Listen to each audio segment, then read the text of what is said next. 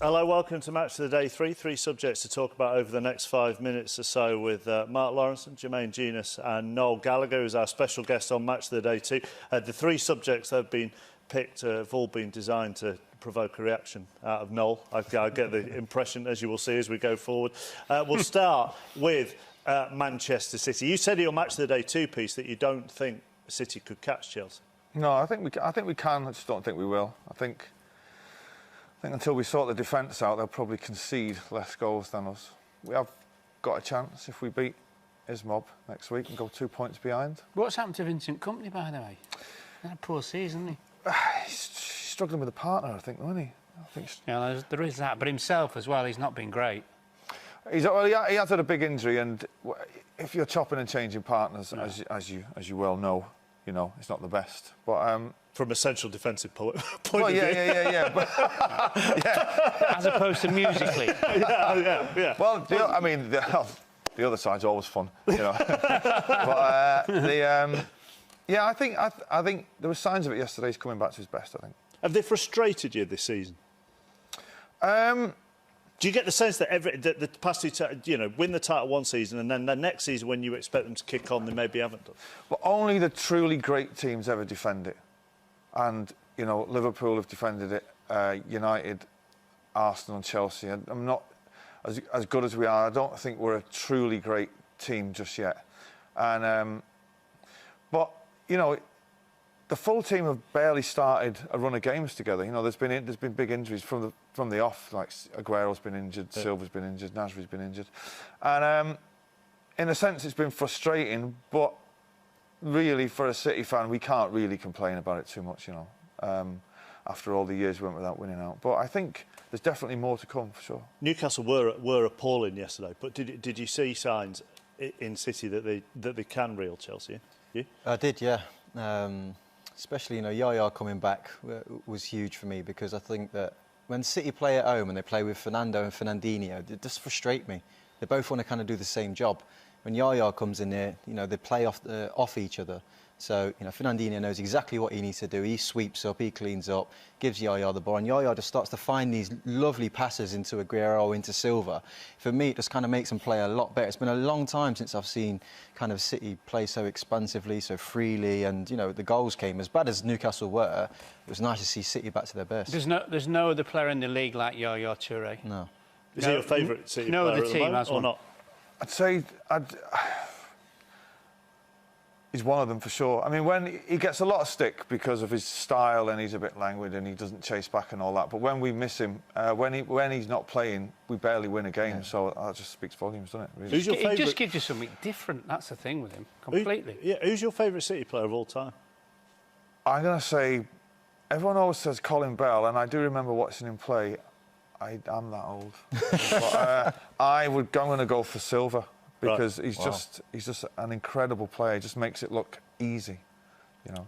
There was a Spanish journalist at the match yesterday from one of the Barcelona papers who was saying that in Spain they barely rate him, you know, and it's a joke really when you see him play, you know. Let's move on to the second subject, which involves not making things look easy at the moment, which is Manchester United beaten Swansea. Do you have any sympathy for United? I.e., would you prefer them to be slightly stronger to give you a game in the derby? Not really, no. They've had their time, haven't they? You know what I mean? And I think, as an expert of watching a club come with false dawns, I recognise it. And I'm afraid this is yet another one. You know, any manager that's got to go on TV and discuss the length of his balls is... he's asking for trouble, quite frankly. And long may it continue. Do you want to talk about false dawn or the length of... I think we talk about false dawn. Yeah, let's talk about the false dawn. Yeah. Is it a false dawn again? With United? Yeah. If David Moyes had been in charge of this team, with all the money they spent, well, he wouldn't be in charge, would he? Yeah. He really is. I've never seen such a pedestrian Manchester United team.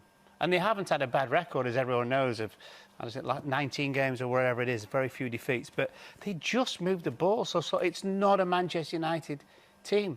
And I don't, just whatever you say about Van Gaal, he's not really got the message through, and I don't think he's actually got the message of Manchester United, the way that they play. And I think he's got away with a bit of murder, to be honest with you. Yeah, for me, throughout the whole season, he's never really kind of got, you know, a way of playing, a style of playing. I agree with Loro, you know, they're so pedestrian. The build-up from the back is so slow. Now Rooney's dropping deeper and deeper, which, you know, is really, really annoying me. The Fellaini situation, for me, needs ironing out. You know, you either play him, for me, right up top where he causes issues, or just don't play him at all. Are they rivals for you at the moment? Because for when United were dominant, it was always Liverpool, Arsenal, then Chelsea came on the scene. City were never rivals for United. So is that the same for City now? In that I think Chelsea, Liverpool, totally. They were rivals those 2 seasons where we went head-to-head with them for the title. But I mean, your rivals are the team you're fighting against, and it's Chelsea now for us. You know what I mean? But I think United would be in big trouble without the keeper. You know, he's already got them. I can be thinking 9 points he's already got on this season, and I think now Liverpool are coming back into a bit of form. I mean, they're in big trouble because they've got to play us, Arsenal, Chelsea and Liverpool in the next 6 weeks, I think. And then we'll find out where they really are. The other thing as well is when Di Maria signed and they had him in the team, he looked like a special player. He got injured and he's played in every single position but the one originally that you signed into play. And I just find that really, really strange. Such a good player. Why would you want to move him around? Let's move on to Chelsea. What did you make of Jose Mourinho's behaviour over the weekend, Jermaine? It's normal.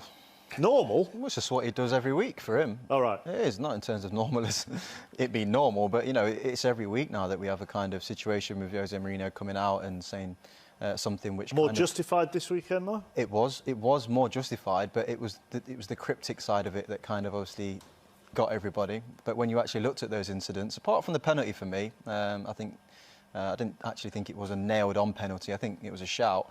But apart from that, yeah, it was a poor refereeing display, you know, from the referee on Saturday, and he was well within his rights to have a little rant. I think he was right to rant this weekend, but you know what? I think people need to say to him, you know what? Get on with it and shut up for a while. He's starting to whinge now about everything. They've got the best team in the league, and I think he starts to whinge when the team have had a poor result.